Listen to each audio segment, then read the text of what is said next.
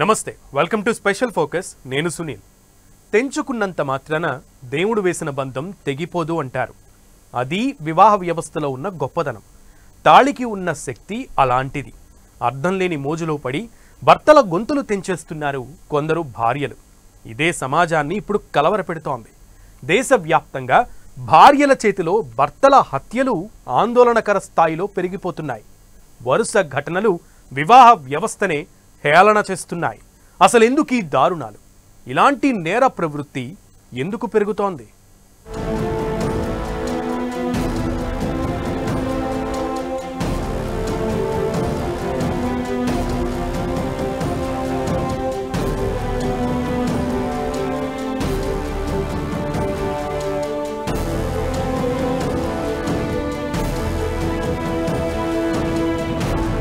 ఏడడుగులు హేళన చేస్తున్నాయి.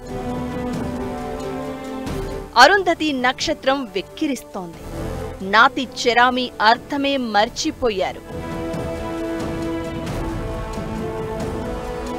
కొందరు భార్యల తీరుతో ఇది పరిస్థితి. ప్రియుళ్లతో కలిసి భర్తలకు స్కెచ్లు. వివాహ వ్యవస్థకే కళంకంలా కొందరు. నచ్చకపోతే చంపేస్తారా? ఇదేం దారుణం! తెలుగు రాష్ట్రాల్లోనూ పెరుగుతున్న హత్యలు. హనీమూన్ తీసుకెళ్లి చంపేస్తారు ఒకరు, చంపేసి సిమెంట్ డ్రమ్లో వేసేస్తారు ఇంకొకరు, పండ్ల రసమిచ్చి చంపేస్తారు మరొకరు. ఇలా భార్య చేతుల్లో చనిపోయిన భర్తల కేసులు సమాజాన్ని కలవరపెడుతున్నాయి. ఒకదాని తర్వాత ఒకదానికి మించి మరొకటి అన్నట్లుగా బయటపడుతున్న దారుణాలు వివాహ వ్యవస్థనే ప్రశ్నార్థకంగా మారుస్తున్నాయి. మేఘాలయలో దారుణం, ఉత్తరప్రదేశ్లో ఘోరమే కాదు, తెలుగు రాష్ట్రాల్లోనూ ఇలాంటి హత్యలు జరుగుతున్నాయి. యాదాద్రి భువనగిరి జిల్లాలో జరిగిన హత్యతో ఈ వ్యవహారం చర్చకు దారితీస్తోంది. సినీ పక్కీలో యాదాద్రి జిల్లాలో భర్తను లేపేసిన ఘటన తెలుగు రాష్ట్రాలనే అవాక్కయ్యేలా చేసింది. హత్య చేసి యాక్సిడెంట్ అని కలరింగిచ్చేందుకు ప్రయత్నించి దొరికిపోయి ఇప్పుడు ఆ భార్య ఊచలు లెక్కిస్తోంది. ప్రియుడు తమ్ముడితో కలిసి భర్తను హత్య చేయించి రోడ్డు ప్రమాదంగా చిత్రీకరించే ప్రయత్నం చేసింది ఓ భార్య.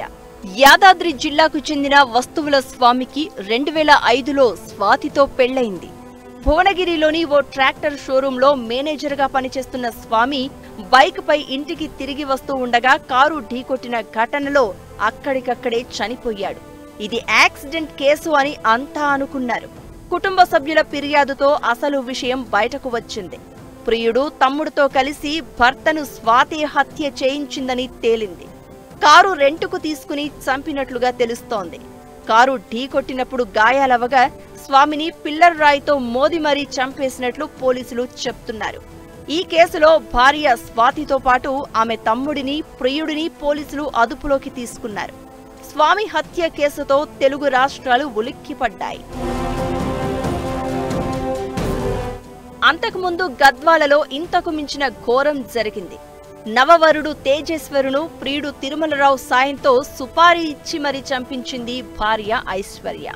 మేఘాలయ మర్డర్ కేసు రిఫరెన్స్ తీసుకుని మరీ ఈ హత్య చేయించింది. ఈ మర్డర్ కేసులో కనిపించిన ట్విస్టులు అన్నీ ఇన్ని కావు.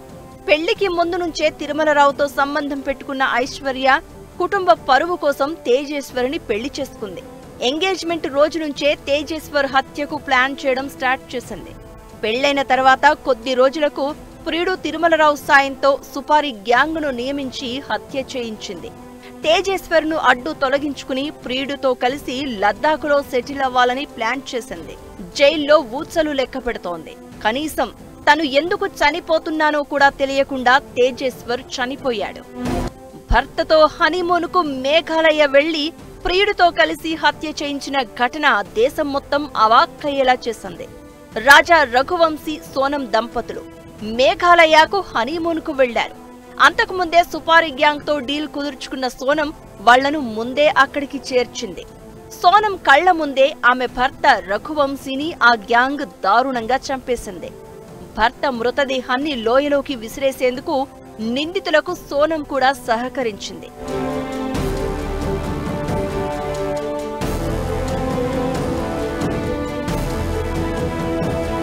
కిరాయి హంతకులకు సోనం మొదట 4 లక్షలు ఆఫర్ చేసింది. తర్వాత ఆ మొత్తాన్ని 20 లక్షలకు పెంచింది. ఇదంతా ప్రియుడి డైరెక్షన్లో జరిగింది.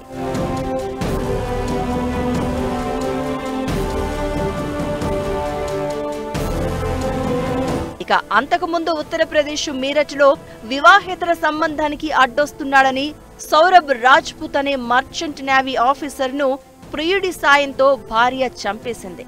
డెడ్ బాడీని సిమెంట్ డ్రమ్లో దాచేసింది. అదే మీరట్లో ప్రియుడితో లైన్ క్లియర్ చేసుకునేందుకు భర్తను గొంతు నులిమి చంపేసి మృతదేహంపై పాముతో కాటు వేయించి పాము కరవడం వల్లే చనిపోయాడని నమ్మించేందుకు మరో భార్య ప్రయత్నం చేసి దొరికిపోయింది. వివాహేతర సంబంధానికి అడ్డొస్తున్నాడని మద్యంలో విషం కలిపి భర్తను చంపేసింది పాల్వంచలో ఓ మహిళ. ఇక మహారాష్ట్ర యావత్మాల్లో జ్యూస్లో విషం కలిపి భర్తను హత్య చేసింది భార్య. ఇక ప్రియురాలి భర్త అడ్డు తొలగించుకునేందుకు ప్రియుడు 20 లక్షలు సుపారీ ఇచ్చి మరీ హత్యకు ప్లాన్ చేసిన ఘటన ఖమ్మం జిల్లాలో జరిగింది. ఇలాంటి నేరాల వెనుక చాలా వరకు వివాహేతర సంబంధాలే కారణంగా కనిపిస్తున్నాయి. ఇలా ఒకదాని తర్వాత ఒకటి, ఒకదానికి మించి మరొకటి వరుస దారుణాలు వివాహ వ్యవస్థనే ప్రశ్నార్థకంగా మారుస్తున్నాయి. కొత్త భయాలను క్రియేట్ చేస్తున్నాయి.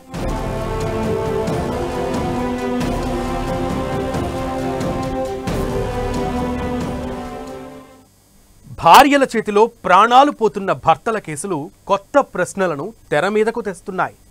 వివాహ వ్యవస్థ మీదే చర్చకు కారణమవుతున్నాయి.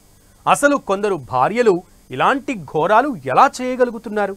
ఇంత దారుణాలకు ఒడిగట్టేంత ధైర్యం వాళ్లకు ఎలా వస్తోంది? ఇలాంటి వాటికి చెక్ పెట్టాలంటే చేయాల్సింది ఏంటి? ఎలాంటి మార్పు ఎక్కడి నుంచి మొదలు కావాల్సిన అవసరం ఉంది?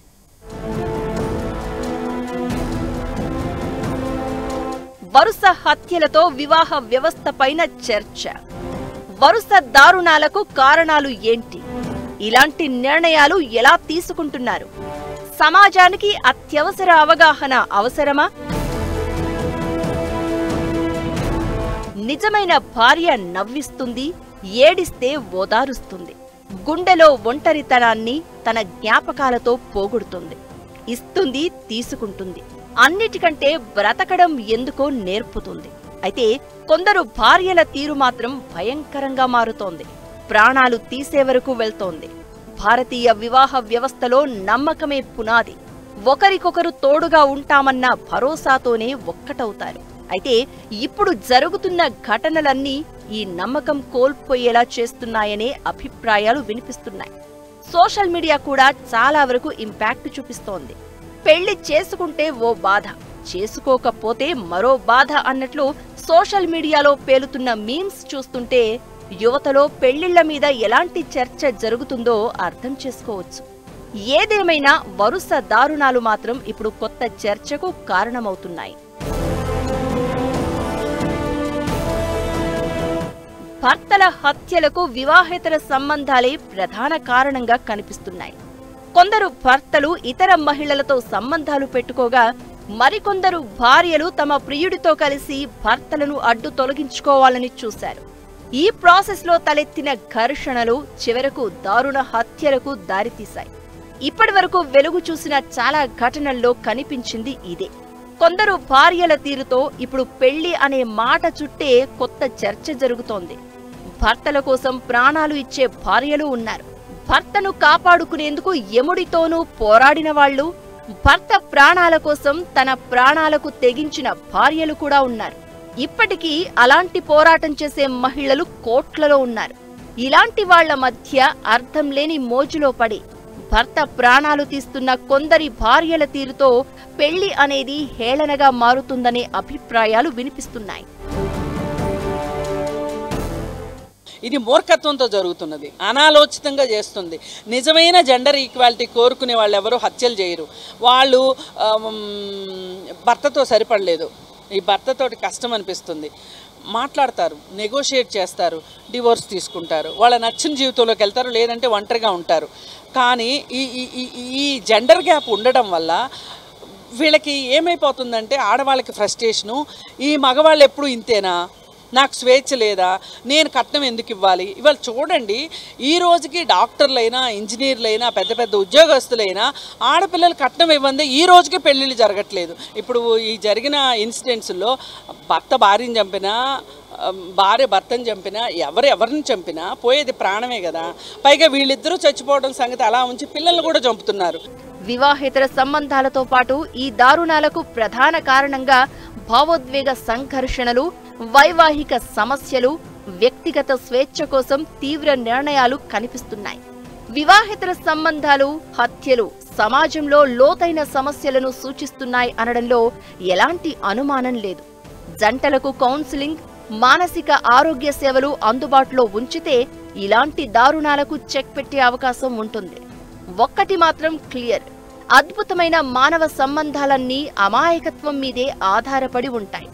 భార్యాభర్తలు ఒకరినొకరు ప్రేమించుకుని, ఒకరినొకరు నమ్మి, ఒకరిలో ఒకరు లీనమవ్వడాన్ని మించిన మానవ సంబంధం లేదు అనడంలో ఎలాంటి అనుమానం లేదు. ఈ బంధాన్ని బలంగా మార్చుకుంటే ఇలాంటి దారుణాలకు చెక్ పడే అవకాశం ఉంటుందనేది సైకాలజిస్టుల మాట.